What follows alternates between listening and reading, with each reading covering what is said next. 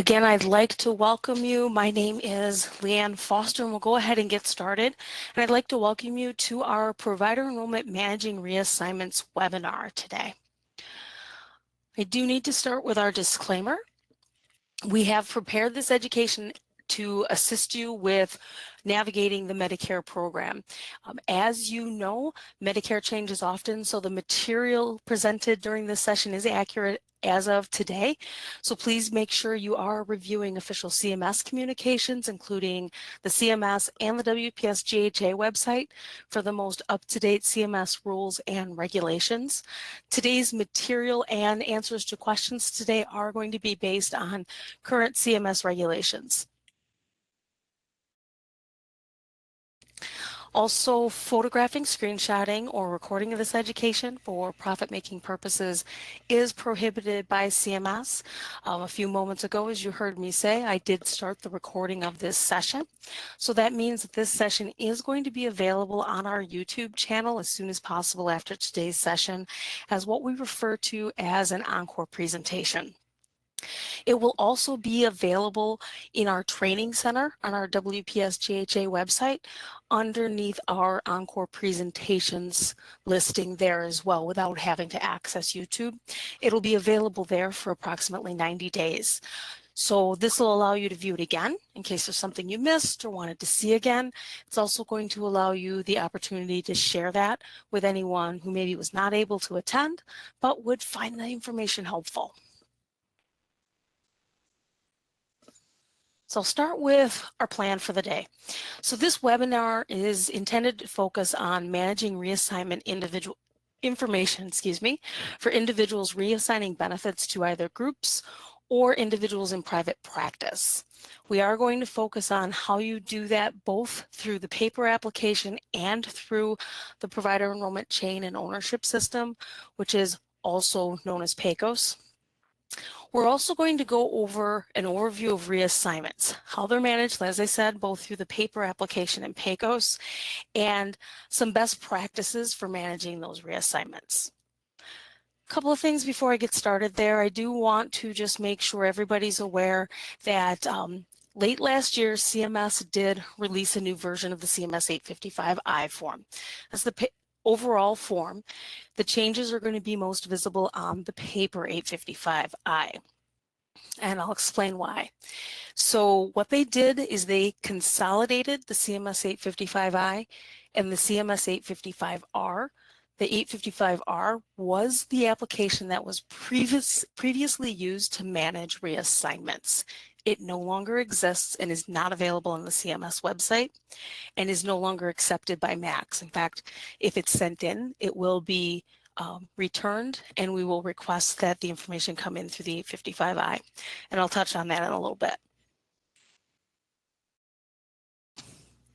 You will not notice the changes as much in the PECOS enrollment system because the 855I and the 855R are really already consolidated inside PECOS. So all of the changes that happen to the 855I are largely in place. There's a couple of things that will need to be adjusted. Those will not be adjusted until implementation of PECOS 2.0.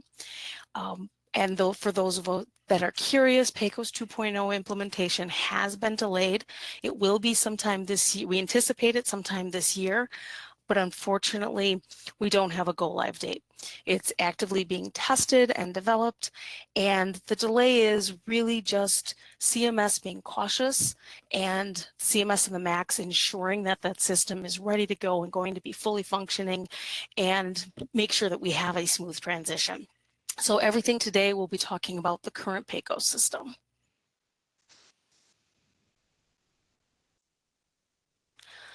So I want to start with a definition of reassignment. So reassignment is defined in the Code of Federal Regulations, sections 424.70 through 424.90, if you'd like to take a little bit closer look. It's also defined in the Claims Processing Manual, Chapter 1, sections 30.2. That just has a little bit more detailed information and is good reference for you.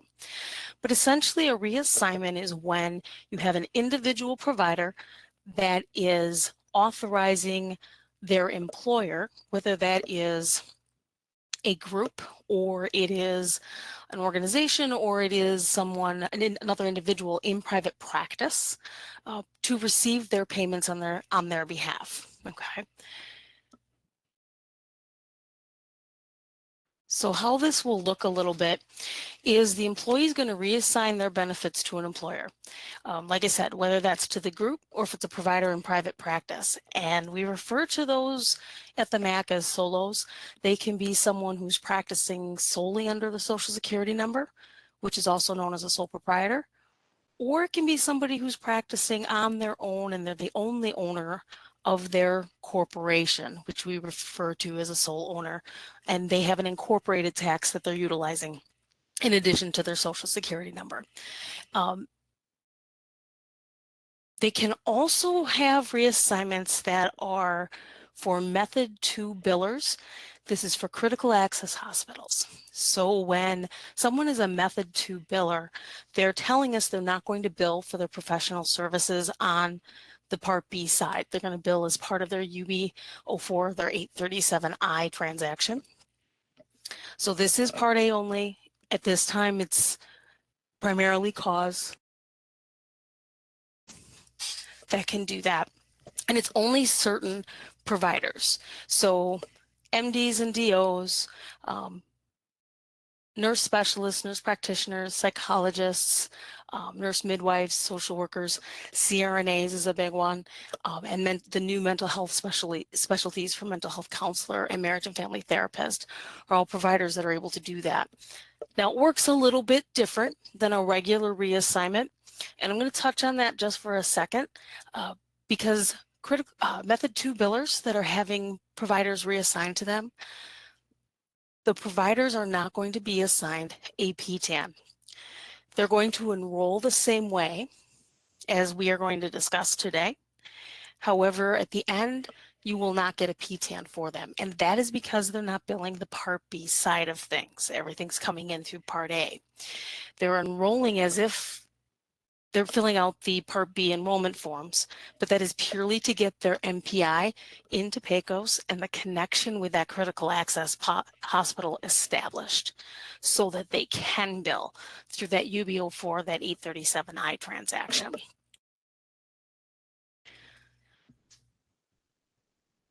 Outside of that scenario, when somebody is reassigning their benefits, they are going to be assigned a provider transaction access number, also known as a PTAN.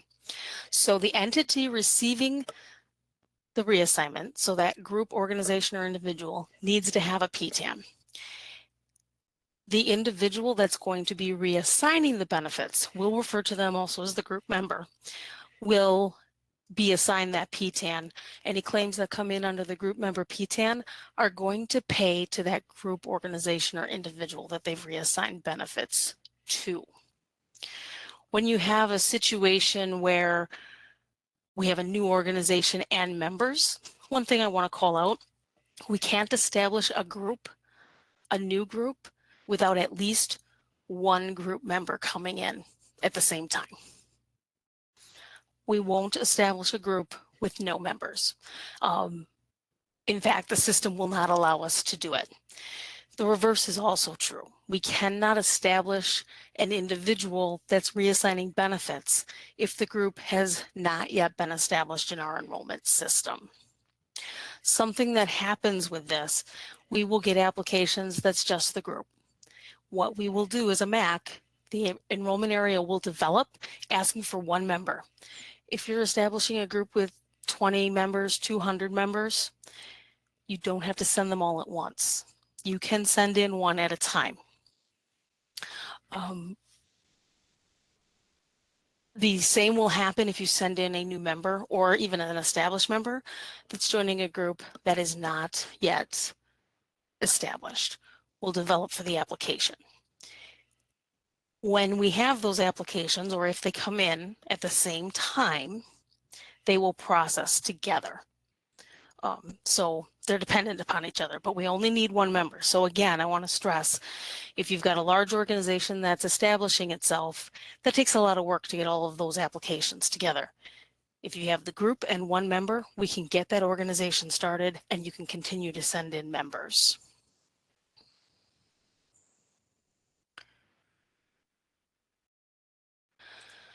So next, I want to move on to how we manage those reassignments, both with paper application and through PECOs. I'm going to start with the paper application because this is where most of the changes or the most differences with the form will be because of that new 855I. Remember, I indicated that CMS 855R was discontinued in 2023, and that's important because if you have an established provider, prior to the end of last year, you were able to just submit the 855R for that reassignment to just establish that connection. That now also happens on the 855I, but you'll fill out fewer sections. So if you have an established provider, meaning they're established with Medicare, they're established with the jurisdictional state that you're enrolling them in, you do have to fill out the 855I. It is the longer form. It's a 29-page form. However, you only need to fill out a handful of sections. And what you'll see here is section 1A of that form. It's been adjusted to include a selection for your reporting a change to your Medicare enrollment, and that's highlighted in that top red box. That has always been there, but what's been added is that it includes establishing or terminating a reassignment. So here's the first big difference. Whether you're adding a reassignment, meaning you need a PTAN, or you're terminating someone's reassignment, we're deactivating that, you will do it on the same form. You will do it with the same form sections. There is a little bit of a caveat though. You cannot request a new PTAN or a new reassignment and terminate an existing PTAN or reassignment on the same form. Those are considered two separate application actions. So you'd have to do that paper 855I twice. Now, there's a way to streamline that and do it at the same time in PECOs, and I'll show you that. So the sections that you would need, whether you're establishing a reassignment or you're terminating a reassignment, that's that lower red box that you see here. And it's sections 1, 2, I'm going to skip over 4F for a second, but you do need that, 12, 13, and 15. So all of those sections outside of 4F and 15 are really just informational sections.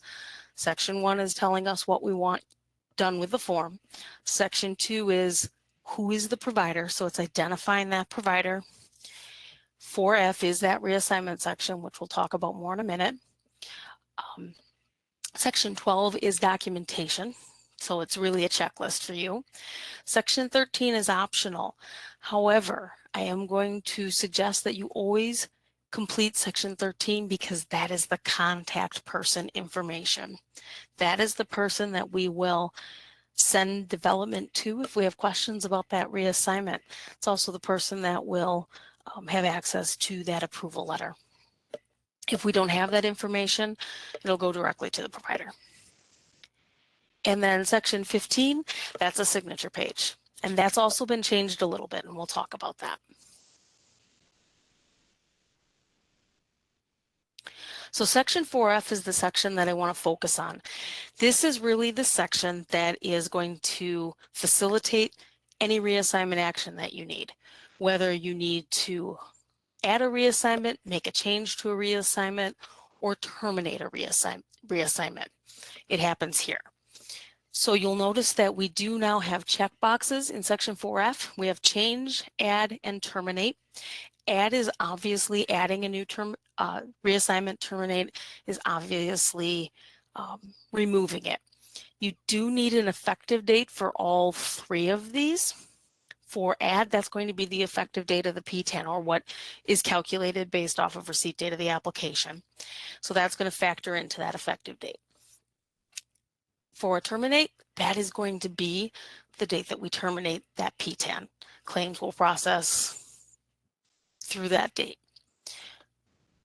A change, those are less common, and typically what you're changing here is going to be in a section further down. It's about practice location, so I'm going to hold off talking about that for just a minute. But in this section, you're going to see we are going to ask for some identifying information. We are going to ask for the first name, last name, so provider information. We are going to ask for the social security information. We're going to ask for the tax ID of their employer. So who are they joining? That group, that organization, or that individual in private practice. The Medicare identification number, if issued, this is the individual's PTAN if they have it. So if you're adding them for the first time to your group or organization, nothing's going to be there. They don't have one yet. You're asking for that. But if you're terminating or you're changing something about the reassignment, again, typically that address, we need that PTAN. So make sure that you're listing that so we know that we're terminating the correct PTAN number. Then we're also going to need that MPI, and all of that helps us crosswalk in PECOs when we process that. The green arrow is pointing to the organization or the group receiving reassigned benefits. So this is who is that individual reassigning their benefits to? So we need the organization's legal business name.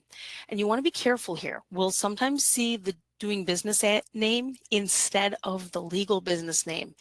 And that's usually a challenge for us because the groups and organizations, especially the groups and organizations, are listed in PECOs with their legal business name, and that's what we're looking for.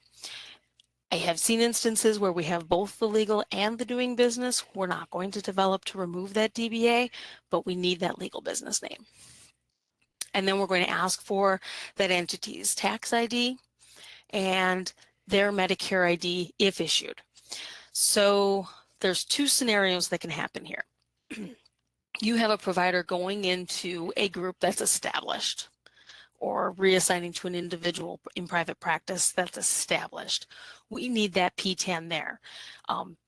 That is going to help us assign that PTAN to the new member.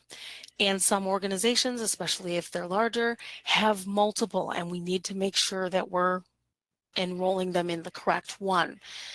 If the legal business name and tax ID listed is associated with multiple PTANs, you can list multiple PTANs here and we will assign multiple PTANs on one application. That is acceptable as long as they're on the same enroll or they're underneath that same legal business name and tax ID.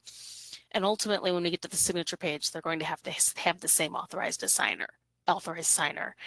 Typically they do. Typically they're living on the same enrollment record. So keep that in mind. The NPI, this is one that we see, and some organizations have a multitude of NPIs. I've seen some that have upwards of 20, 30 and more. You don't have to list all of those, but we need NPIs listed here that are associated with the PTAN or PTANs listed in this section as well. So we just need everything to correlate. On the right side, you're looking at that primary practice location and secondary practice location. This is the piece that we'll typically accept as a change.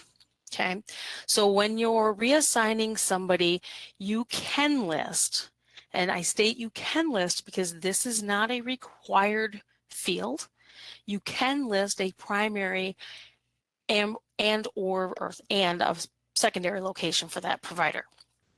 You do not have to. I want to be clear on this because this information is populating basically a provider directory for beneficiaries. So it helps beneficiaries find this provider.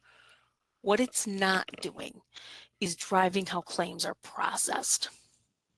So if your provider is joining your entity's PTAN, their group, they are eligible to practice at all practice locations on file for that entity, for that group, for that organization, for that individual provider in private practice.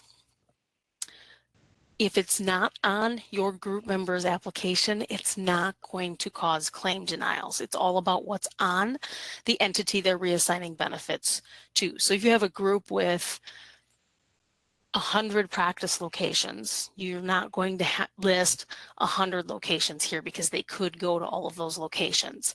Once the P10 is assigned and connected to your group, that provider could go to any of those practice locations without reporting it on their 855R.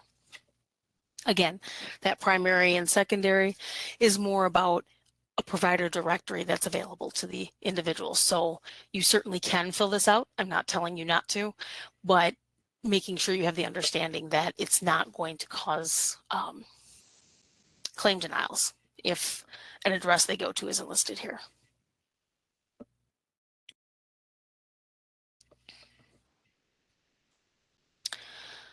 There's one other section that I do need to talk about on that 855I, and it is the signature section. And I apologize, I didn't have a screenshot of this in the materials for today. What you're looking at here is the signature page for the CMS 855I. If you haven't looked at one of these since they consolidated the forms, it is going to look different. It now has 2 signatures. Previously, it only had the 1. The first signature, so what is considered 15B, is for the provider that is reassigning benefits. So they need to sign and date that. That really hasn't changed. What's changed is 15C. That is the signature for the authorized or delegated official from the organization, group, or individual and private practice that this provider is, the enrolling provider is going to reassign to. The 855R previously had this set up for its signature page. So the provider has to sign and say, yes, I know this is happening, but a representative from the group, an authorized or delegated official that's currently on file, needs to sign and date this, saying, yes, we know this individual is going to be in our employment and we will be receiving benefits on their behalf. Okay.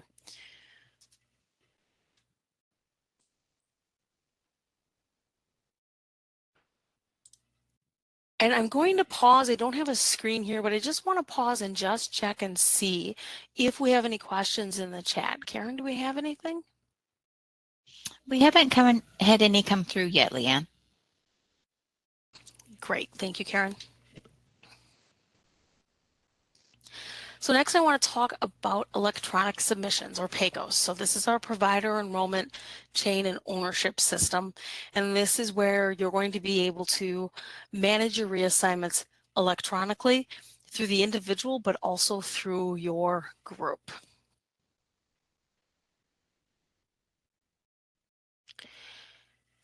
So managing reassignments in PECOs, there's a couple of things you have to have set up before. You have to have a user ID and password, which happens through our identity and access system. Easiest way to access that is to go to the CMS webpage. Let me gravitate there quickly.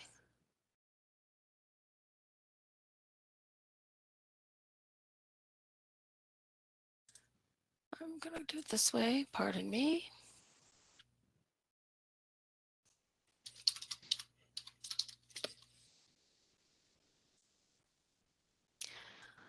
So once I'm on the CMS webpage, I will go to provider enrollment. They have a page, and then the Medicare supplier for providers and suppliers, Medicare enrollment for providers and suppliers.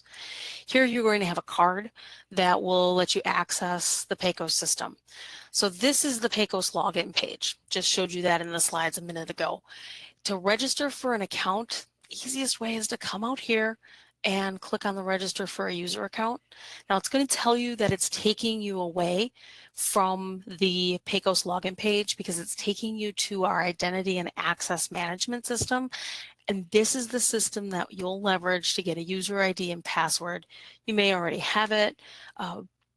It's also the same place you get a user ID and password for the MPI enumeration system.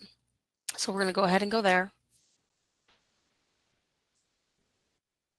Now I can't access this system simply for security reasons, but once you have gotten or requested a new account, you're going to be able to access information in PECOs. You may also need to set up some connections. So we're going to talk about those connections here just a little bit. If you're the provider, you just need to get the user ID and password, and you can manipulate your enrollment however you choose. If you're a group or organization, there will be someone who was designated as the authorized official through their INA process, and they can manipulate the enrollments, or they can grant access to end user staff or even surrogates in the scenario where you maybe have a credentialing company, a third-party company that is manipulating enrollments on the organization or individual and private practices behalf. So you'll have access to that, but you have to have that user ID and password, and you have to have an approved connection if you are managing reassignments on behalf of someone or an organization. So to manage those, there's a couple of different ways you can do that. You can go in through the group. I highly recommend managing these reassignments through the group if you have, especially if you have a large organization. If you have established providers, meaning they're established with Medicare and the jurisdictional state, you can add and remove, add and terminate or add and remove their reassignments from your organization without having to go into their individual enrollment. And we'll talk about that in a few minutes. The other benefit to this, again, a larger organization, you might be doing some cleanup. You can actually add new reassignments and terminate existing reassignments in the same submission through the group. That can only happen if you're going in through that group, but you can manipulate every reassignment record. But you're only able to manipulate the reassignment to your group or organization. You are not able to change individual information such as their name, that individual's correspondence address. That's something you would have to go back and do through the individual's record. But you can send in 50 additions and 10 terminations on the same submission.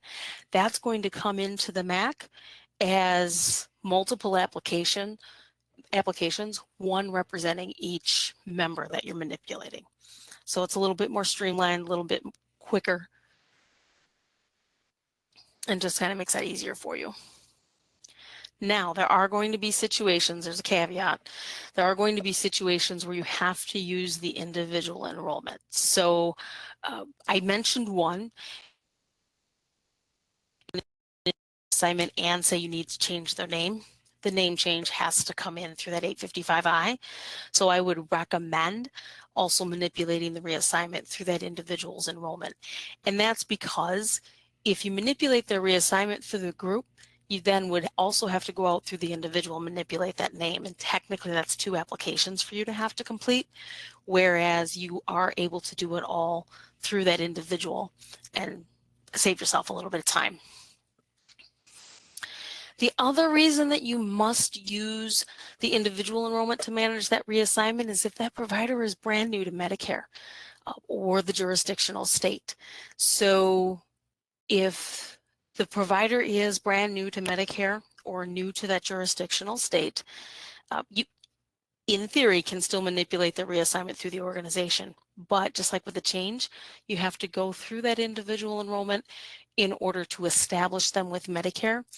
And it's 2 applications, whereas you could submit the 855I, including that reassignment information through the individual. And again, it's 1 clean application. Can minimize development.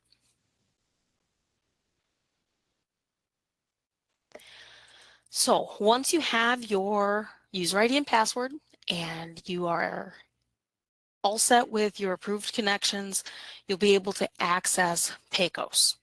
When you access PECOs, the landing page is going to have a My Associates button or Start a New Application. So what you're going to do, because you're managing through existing organizations or individuals in private practice, you're going to click on that My Associates. That's really where you're always going to start if you're working on enrollment data for someone who has enrollment data in PECOs, someone who's established in that system. So what you're seeing here on the left is what that view looks like after you click My Associates and you scroll to the bottom of the page. Now, I've blurred information for privacy reasons, but you would see a list of organizations. There would also be a list of individuals if you're able to access individual information as far as their individual enrollment, not their reassignment. So you would make sure you're selecting the correct organization and the correct organization's enrollment. Some organizations have multiple, especially if they practice in multiple jurisdictional states. They'll have an enrollment for each state. So just make sure you're cognizant of which file you're going into. So on the left, you'll see the view enrollments. They'll collapse them by legal name and tax ID. View enrollments will let you get in to see what enrollments are available to you. If they have multiple in one state or if they have multiple across multiple states, you'll see them. And they'll present themselves in a list in little cards like what you see on the right. This is a group practice that we're looking at. And there's a couple of things you can do here. You can, on the bottom, it says view and manage reassignments. You can go in and see who is currently reassigning to you. You can also see any that are pending. So if you've got applications in process, it should be showing you those pending ones as well. The other way you can access is you can actually click on the view button that's towards the right, that top red box. It will allow you to view the enrollment information, and that includes all reassignment data. So you can see who's active with your organization. You can see who is terminated. You can also do that through More Options. More Options is also where you can go to submit a change application. And it's going to be a change application for this group's enrollment record to manage those reassignments. So what happens when you click on More Options,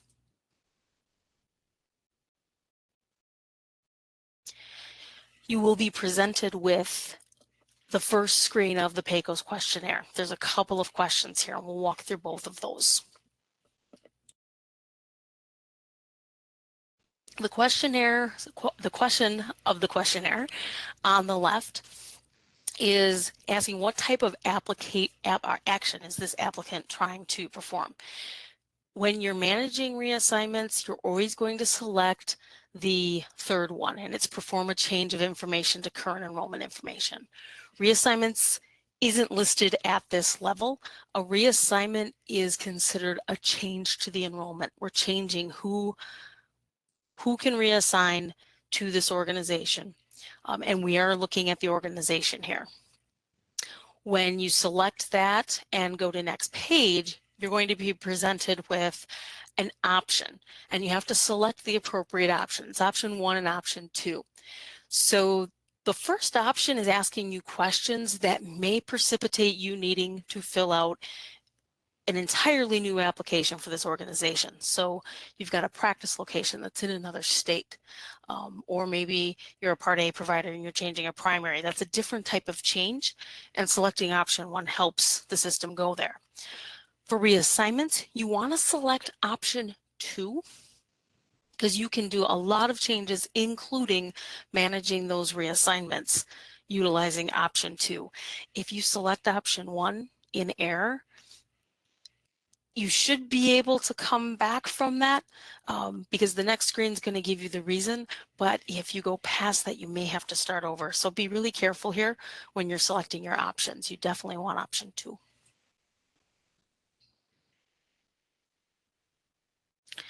So then you get a few more questions, and these may seem a little bit of cumbersome and a little bit of, a little overkill, but really what it's doing is it's helping PECOs help you make this simpler. The more PECOs knows before you start the application, the easier the process will go. So the next question is going to be, do you have any other changes that need to be made? So the choices are, yes, I need to make other updates, or no, I only need to make changes to the reassignments. What you're looking at here are just different flavors of that same question. So what does this mean? If you need to make changes and you need to update reassignment information, you can do that on one submission from your end. PECOs will break that up when it sends it into the MACs. So if you need to change practice location information, correspondence information, what have you on that group or organization, you can do that and manipulate the reassignments.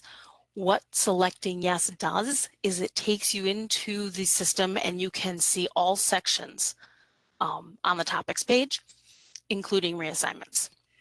If you select no, which is the selection you're seeing on the right, it's only going to allow you to see the reassignment updates and you won't be able to make changes to other areas of that enrollment. And this again, if you get past this point and have made the wrong selection, meaning no, yes just opens things up a little bit. You will need to potentially come backwards. It just depends on how PECOS is reading it, the selections that you made. Some combinations we can change, most combinations we can't. We have to go back and start over.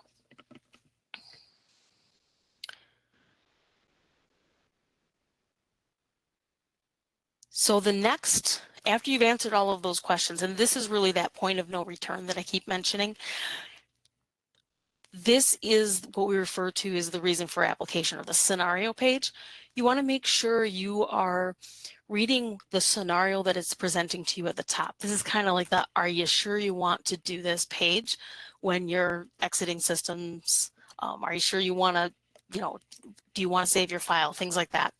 This is where you'll actually start it, but you need to make sure that you're confirming that reason for application. We do find sometimes when we have to develop or we have to contact providers and say, hey, we have to reject your application and process it a slightly different way, it is because maybe a choice has been made incorrectly here, but it's one of those situations we're able to work through it. It's because that reason wasn't confirmed. So just make sure you're looking at that. Once you hit start application, you're in. You can't go back and change things.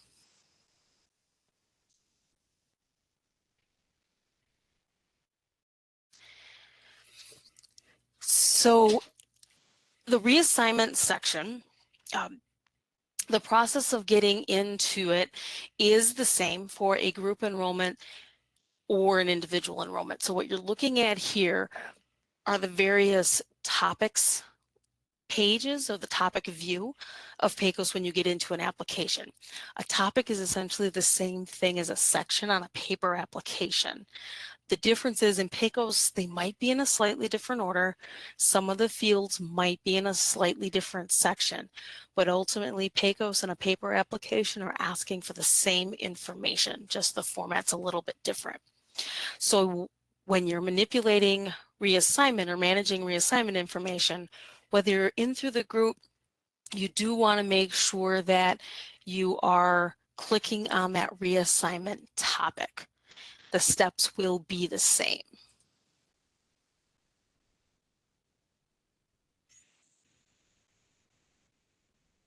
So first I want to talk about what happens when you click on reassignment when you're accessing the reassignment information through the group or organization that you're reassigning benefits to. You're going to see the image that you see here on the left. It's the reassignment of information, and it's broken down where you can actually do an advanced search. So if you're a large organization, using that advanced search tool, you can actually search for providers to see if they're currently reassigned to you, so you can get to them more quickly. So I'm thinking organizations that have hundreds of reassignments, that helps quite a bit. And it's a simple search tool. You can enter in their name. MPI is an option. It just gets you there sooner. At the bottom, before I get to add information, what you're going to see is pending reassignments. So if you're managing your reassignments and you've submitted for that reassignment to be added or removed, you're actually going to be able to manage a status. This is not that dissimilar to what you would see under the manage reassignments when you're starting to access that enrollment. So you'll see very similar information. If you are wanting to add a reassignment, you are going to click on that add information. It's going to present you with the fields similar to what you would see in section 4F. So it's going to ask for the provider's information. It's not going to ask for the organization's information because it has it, though it is going to ask you to select the PTAN you want them to join. So basically you're getting into their application. And you can add multiple. So you can add information, fill out the fields, you can add information again, and there's no limit on how many reassignments you can add in one go. Now, if you have existing reassignments, I talked about that advanced search, you're going to want to go in and find the reassignment that you want to manipulate, and then you're going to be provided with what you see on the right. This is what a reassignment record looks like when it's complete, once it's been added to your group. So item 1 is going to be effective date information, social security, date of birth, MPI. Again, these are all of the same fields that you'll see if you add somebody. So that's just basic information. Now, if you need to terminate them, you will select the delete button. It doesn't immediately delete them. It initiates the termination. You'll be asked for a termination date. You'll save that. And when you go through the submission process, that will be submitted to the MAC as a termination. And then that date that you entered is going to be the date that they use to terminate that PTAN. Item 2, you are looking at the Medicare ID of individuals or group receiving benefits. So if you're adding one, you're going to be asked to add that PTAN. If you need to make a change, say you're an organization that has multiple PTANs, but the provider is currently only reassigning to one of them, you can request a PTAN for an additional group, provided they're under the same enrollment record that you're currently submitting the application for, meaning that group or that organization. If they're not, you'll have to go out and go through the appropriate enrollment.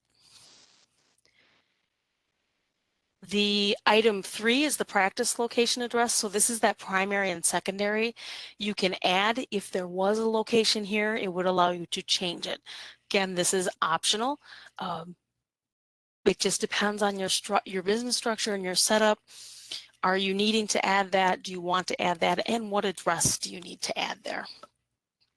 And then just one other thing that you will see here, the Medicare ID of the individual reassigning benefits. So that is going to be this individual's PTAN with the organization at the top. So, and they'll just keep adding if you request additional PTANs, again, under that same enrollment, but different PTANs.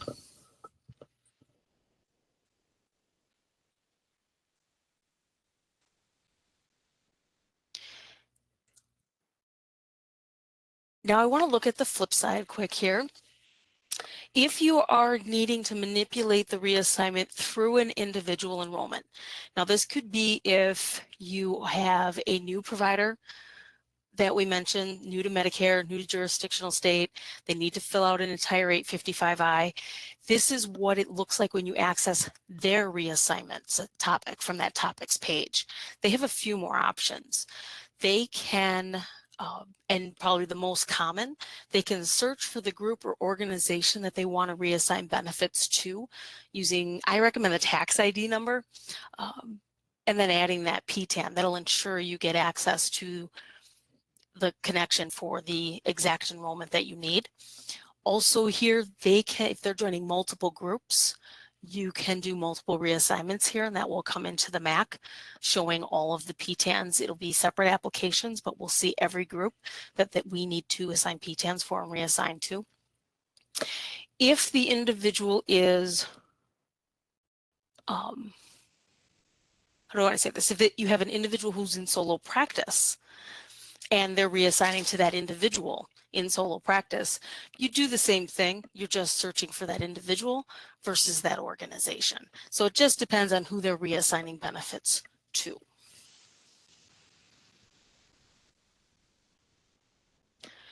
So I want to wrap up with a few tips that'll make this a little bit easier. So first and foremost, you want to make sure you know if the provider is new or established with Medicare or the jurisdictional state.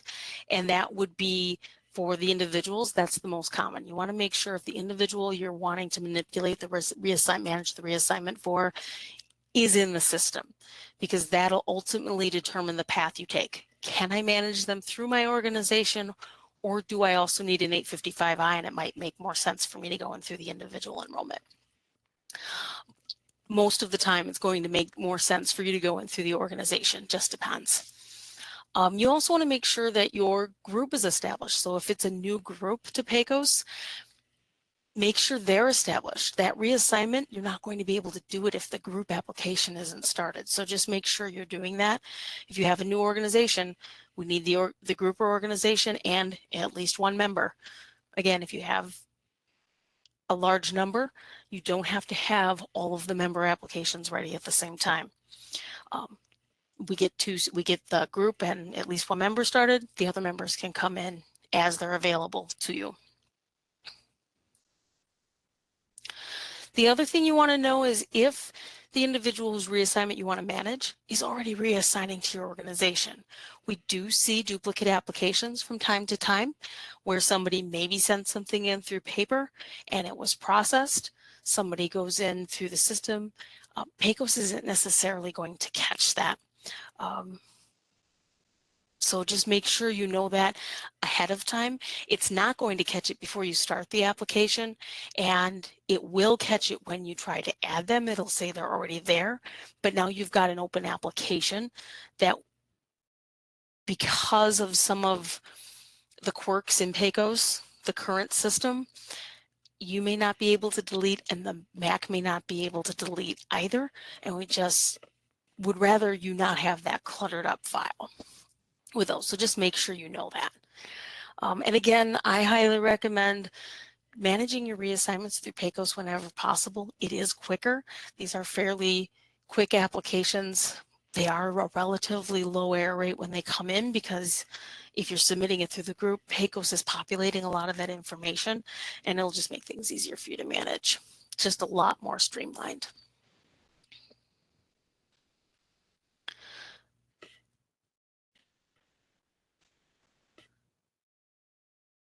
Here, you're going to see a few resources that I have for you.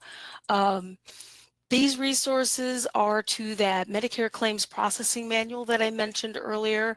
Also, Chapter 10. Now, Chapter 10 is our Program Integrity Manual that manages provider enrollment. That's a general reference for you. It's not going to go through the steps for PECOS, but it can be helpful when you're trying to determine what needs to happen. There is also a resource on our website, our WPSGHA website, titled Reassigning Medicare Benefits. This will go through the ins and outs of who providers can reassign to, the application forms. There's links to the form. There's links to PECOS there as well, along with some tips. And then I just threw in a couple of resources on our website as well, specific to critical access hospital reassignments for Method 2 billing. I know that is something that we are seeing more and more, and you are going to manage those reassignments in the same way as you do for a provider that is assigned a PTAN. So I wanted to throw that out for you. But again, remember, those critical access reassignments for Method 2 billers are not going to be assigned a PTAN, but you will get a notification letter.